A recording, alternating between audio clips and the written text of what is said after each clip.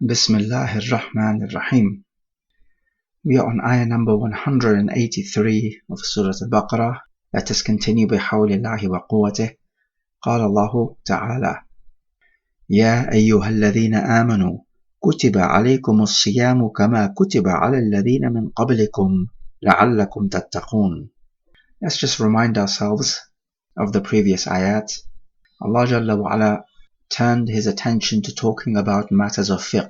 He began with the qisas, using the word kutiba. Then he talked about the wasiyah, using the word kutiba. And then he is talking about siyam, or fasting, again using the word kutiba. So you see, these are fiqhi matters, and it tells you that Surah Al-Baqarah has to be a Madaniyah surah. Because would there be any point in talking about fiqhi matters to mushrikeen? Of course not. They are not ready to accept such ruling. So he says that siyam is ordained upon you, meaning it is obligatory upon you. What is siyam? Siyam in the language means al-imsak an ash-shay, to refrain from something. And in the technical fiqhi definition, it is an act of devotion to Allah Jalla wa Ala by refraining from food and drink and conjugal relations with the spouse from dawn till dusk. He says, as it was prescribed to those before you, meaning in the previous shara'i', siyam was prescribed. Which previous nations? All previous nations. So we can say that even from Adam alayhi salam, the siyam was legislated.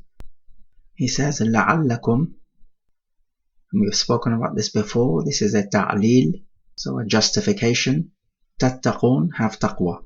And taqwa means protecting yourself. So it is protecting yourself from the punishment of Allah by doing that which He orders and refraining from that which He prohibits. Because it comes from the verb waqa, yaqi, to protect something. So reflecting on this ayah, what can we pick up? We take that siyam is ordained and legislated for us. Of course, it should be noted this ayah does not give us the detail of the siyam. The detail is taken mainly from the narrations. We pick up that the siyam is nothing new. It was ordained for the previous nations as well. And there are a couple of reasons why Allah tells us that it was ordained for the previous nations. Number one, as a tasliyah, as a solace for us. Because siyam is a difficult act of ibadah. It is not easy to give up the food and drink which we love. So Allah is essentially telling us that He is not picking on us with this difficult act of ibadah. Everyone else had to undergo the same act of ibadah. And the second reason is it tells us how great this act of ibadah is if everyone was obligated to perform it. And we learn probably most vitally the reason for the siyam, or the hikmah. It is not to lose weight or for any other medical benefits. Rather, it is to develop discipline. Because if you can generate the strength to leave off your food and drink, which are the most beloved of things to you, then this trains you to leave off other types of sins. Because siyam, like we said, is all about refraining. And so refraining from food and drink helps you to refrain from sins. And this is what taqwa is all about. And also, because you are in a state of fasting, which is a sacred state, you are going to make an extra effort to refrain from sins and perform righteous actions. Because you do not want this sacrifice of yours to go to waste. So you're going to be conscious of all that which you say and do. Ayah number 184. أياما معدودات فمن كان منكم مريضا أو على سفر فعدة من أيام أخر وعلى الذين يطيقونه فدية طعام مسكين فمن تطوع خيرا فهو خير له وأن تصوموا خير لكم إن كنتم تعلمون. Okay, he says أياما, plural of يوم, meaning days, معدودات, from عد يعد, to count. So counted days, meaning to say there are only a few limited number of days. Why is أياما mansub bil fatha? because there is a verb missing, which is implied. The verb is sumu, fast, ayyam ma'dudat, fast a limited number of days. So ayyam is maf'ul bihi. The wisdom behind saying this is again a tasliya, a solace. Allah is telling us, look, it is only a few limited number of days. It's not as difficult as you may think. Imagine fasting the whole year round. Now that would be unbearable. And then he says there are even more lightening of the load and concessions. Whoever is marid, which is ill, or ala safar, safar meaning journey. It comes from sufur, which means to come out in the open, because a person who is in a journey comes out from his hometown or village, so he comes out in the open. They say a woman who does not cover the face is safira, because her face comes out in the open. They also say that during a travel, your character comes out in the open. In other words, you show your true colors. Then he says, فَعِدَّةٌ, then a number of min ayyamin ukhar, other days. What is apparent from this ayah is that if you are ill or on a journey, you must not fast, and you must fast some other days when you are not ill or on a journey. And indeed, this is the ruling which the Zahiriyya take. They say it is impermissible to fast when you are ill or on a journey. However, we know from the narrations of the hadith that you have a choice to fast or not to fast. And this shows us the importance of a hadith in Islamic jurisprudence. You cannot do without them. Indeed, if you just restricted yourself to the Quran, you will end up with the wrong opinion, just as from this ayah here. Then he says, and a further concession given, he says, on those who yutiqunahu, from ataqa yutiqu, to have the ability to do something or the strength to do something, fidyatun, this is a ransom, ta'amu miskin, food of a poor person, meaning feeding a poor person. Okay, so what is this section all about? It is telling us that those people who are able to fast and do not do so must give a fidya, which is feeding a poor person. And we understand this to mean feeding a poor person for every day not fasted. So in other words, people had a choice initially. And this is what is reported in Sahih al-Bukhari by various companions, that initially people had a choice. Either you can fast, or if you do not want to fast, it's not a problem, but in lieu of that, you give a fidya to a poor person. And a poor person is somebody who does not find enough food and drink to suffice himself for 1 year. Such a person, of course, is also entitled to the zakah. So this was the initial ruling. You had a choice. So based upon that, when Allah said in the previous ayah, kutiba, ordained upon you, it will be ordained by way of recommendation, not by way of obligation. Then these companions who are giving the narration, they say that in the next ayah, which is 185, the ruling of choice was abrogated and the obligation was firmly established. So then now you did not have a choice. If you are able to fast, you must fast, and you are not allowed to give the fidya. However, it should be noted that Ibn Abbas says that as for those people who are unable to fast due to old age or medical condition, then this ruling of giving the fidya is not abrogated. They must give the fidya for every day not fasted. And you can see why he's saying that, because initially you had a choice between fasting and giving the fidya. So now that you do not have a choice anymore, you have to fast. What do we say about those people who are physically unable to fast, meaning permanently? Do we just say, well, they do not fast and that's it? We say no. There is a second option, which is the fidya. And when we say ill people, we mean people who are not going to recover from the illness. As for if you have a flu and you are unable to fast, then there is no fidya upon you, because after 3-4 days, you are likely to recover. And so you must fast when you recover. And then he says, فَمَنْ تَطَوَّأَ خَيْرًا. Whoever, تَطَوَّأ means performs an act of ta'ah. Ta'ah is an act of ibadah to Allah Jalla wa'ala. Ta'ah means obedience. So it's an act of ibadah to Allah. Why is khayran mansub bil fatha? Because you could read it as فَمَنْ تَطَوَّعَ تَطَوُّعًا خَيْرًا. Whoever performs a khayr, act of obedience. So the khayran in this case would be a sifa, a description of the masdar تَطَوُّعًا. So he's saying whoever does an act of ibadah, then it is better for him. So he's saying the fasting is better. And then he says وَأَنْ تَصُومُوا خَيْرٌ لَكُمْ. And that you should fast is better for you, meaning better than giving the fidya. إِن كُنْتُمْ تَعْلَمُونَ. If you knew. That means to say, if you knew the blessing of the fasting, you would not be breaking your fast. But the whole sentence here is mahdhuf, as is the habitual practice in the Quran. And so this way the Quran keeps the sentences shorter and not stretched out. Because too much detail actually makes the speech less eloquent.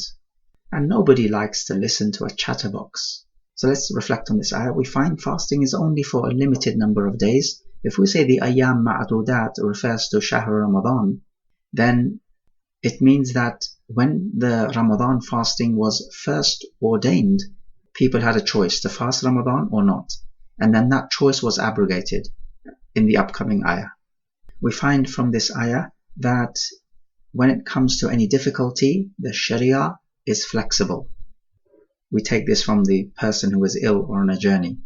But this flexibility in the deen needs to be taken from the text, meaning you need to have a warrant from the text.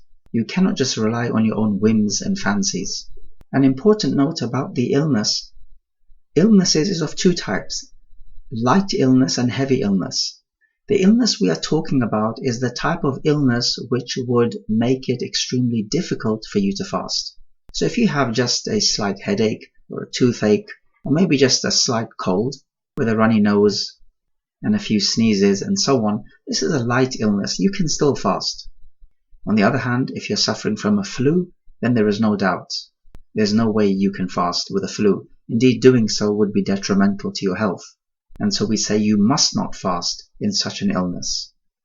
Allah tells us, وَلَا تَقْتُلُوا أَنفُسَكُمْ إِنَّ اللَّهَ كَانَ بِكُمْ رَحِيمًا. Do not kill yourselves. Allah is most merciful to you. And this does not mean it is only about literally killing yourself. It also applies to harming your health in a grievous way. We also take from this ayah and the upcoming ayah this idea of abrogation. And the wisdom in this particular abrogation is that Allah takes you from something easier to harder, so that He takes you step by step and eases you in. We also take that righteous actions are not equal in their virtue. Some are more virtuous than others. As He says, وَأَن تَصُومُوا خَيْرٌ لَكُمْ إِن كُنْتُمْ تَعْلَمُونَ. Let's take ayah 185. شهر رمضان الذي أنزل فيه القرآن هدى للناس وبينات من الهدى والفرقان فمن شهد منكم الشهر فليصم ومن كان مريضا أو على سفر فعدة من أيام أخر يريد الله بكم اليسر ولا يريد بكم العسر ولتكملوا العدة ولتكبروا الله على ما هداكم ولعلكم تشكرون. Okay, so we have the word shahr, which means month, which is of course the well-known time period between the two new crescents. In fact, it shares its stem with the word shahir or mashhur, which means famous, because when the month begins, it is famous amongst people and well-known. As for the name Ramadan, it shares its stem with the word ramda, which is the heat in the morning. And the link is, with the fasting person, at least in those hot countries anyway, his insides would burn out of thirst. And there are other suggestions given as well, and Allah knows best. He says, الَّذِي أُنزِلَ فِيهِ الْقُرْآنِ. Unzila, meaning sent down. Al-Qur'an, from qara'a yaqra'u, to read or to recite. So the Qur'an is a recitation, or it could be translated to that which is read. And they also say that it shares the stem of the word qarya, which is a collection of people. So the Qur'an is a collection of ayat. That's the linguistic definition. As for the official Shar'i definition, then it is the speech of Allah sent down by Jibreel to the last Prophet Muhammad ﷺ, which begins with Surah Al-Fatiha and ends in Surah Al-Nas. Okay, what does it mean to say that the Quran was sent down? There is a narration where Ibn Abbas says that Jibreel took the Quran from Al-Lawh al-Mahfuz to the lowest heaven into a place called Baytul Izzah, the house of honor, and then from there on he took it piecemeal down to the Prophet over a period of 23 years. However, there are ulama who say that this athar or this narration is da'if, and so upon this then, the Quran being sent down in Ramadan means that the beginning of the revelation was in Ramadan. So we know that in the cave of Hira, Jibreel came to the Prophet and recited to him the first 5 ayat of Surah Al-Alaq. The story is authentic and well known. So that was in the night of Ramadan, and in particular on Laylatul Qadr. Hudan lin-nas, guidance for mankind, that's clear enough. Wa bayyinat min al-huda. Now bayyinat is a description, it's a sifa. But what is it describing? It is describing the word ayat. So the Quran is ayat bayyinat min al-huda. Clear ayat, signs from guidance. Okay, but where is the word ayat? It is implied. So all these ayat in the Quran are ayat, signs, because they are signs that this speech is from Allah and that the Prophet is the true Prophet. And it is the only sign of Allah which stands to this day. Any other miracles that were performed were for people during that time and place. We did not witness them, but we do witness the Quran. فَمَنْ شَهِدَ, shahida means to witness, then he should fast. فَلْيَصُمْ. And this is the abrogation. This part abrogates the previous ayah which gave you the choice. This ayah is not giving you the choice, it is an order to fast. This ayah gives the same concession as the last ayah. When you're ill or on a journey, then if you break your fast because of this, then you make up for it from other days. Now, the majority of the scholars say that you can break your fast when you leave your city or your town, because only then you are a traveler. However, there is another opinion which says that even within your hometown, you can break the fast as long as you're setting off on a journey. And they take as evidence the authentic narration in At-Tirmidhi, number 799, where Ibn Umar was in his hometown setting off for a journey and he broke his fast. And it was asked, is this the sunnah? And he replied, yes, this is the sunnah. The narration has been graded authentic by many different muhaddithin. So if one works according to this, then we would not have a problem. However, the majority opinion is as we have said. He says Allah wishes yusr, which is ease for you, and does not wish for you usr, difficulty. And like we said, this ease and difficulty is decided based on the text of the Sharia, not decided based on the whims and desires of the people. And he says, وَلِتُكْمِلُ الْعِدَّةِ, so that you may complete the iddah, means the time period. This is the iddah, the time period of Ramadan, be it 29 days or 30 days. وَلِتُكَبِّرُ اللَّهَ عَلَى مَا هَدَاكُمْ, that you may make takbir, meaning say Allahu Akbar, because of His guiding you. This takbir, if you look at it in the context, is referring to the takbir of the Eid. And there are various versions of this takbir that you can find in the books of fiqh. وَلَعَلَّكُمْ تَشْكُرُونَ, so that you may give thanks. We have spoken about shukr. And you're giving thanks to Allah for guiding you. This is the greatest ni'mah that you have, guidance, for which you need to thank Allah Jalla wa Ala. So reflecting on this ayah, we can take that in the previous ayah when Allah says أَيَّامًا مَعْدُودَاتٍ, then those numbered days from this ayah we find are referring to Ramadan. And like we said before, in the beginning you had a choice to fast or pay the fidyah. Then that choice was abrogated. We find the prestigious status of this month in that the Quran was revealed, and this is to say it was first sent down to the Prophet on Laylatul Qadr in Ramadan. And it does not make sense too much to say that it was sent down all in one go to the lowest heaven in the Baytul Izzah. because that narration is da'if. Though if it is shown to be definitely authentic, then we would of course take from it. We find that the Quran is guidance for mankind, and the Quran is ayat bayyinat, clear signs, min al-huda, from guidance. But of course, if your heart is sealed, you will not see the Quran as clear signs. We take that the Quran is al-Furqan, and this is another title given to the Quran. You can call it al-Furqan. It's one of the titles of the Quran. Furqan from farraqa yufarriqu, to make a distinction or to separate, because the Quran makes a distinction between guidance and misguidance. We take from this ayah, of course, that the Siyam is wajib and you do not have a choice between that and the fidya, and the Ramadan begins from the sighting of the crescent, because the word shahida is used, witness. How do you witness Ramadan, or any month for that matter? By the sighting of the crescent.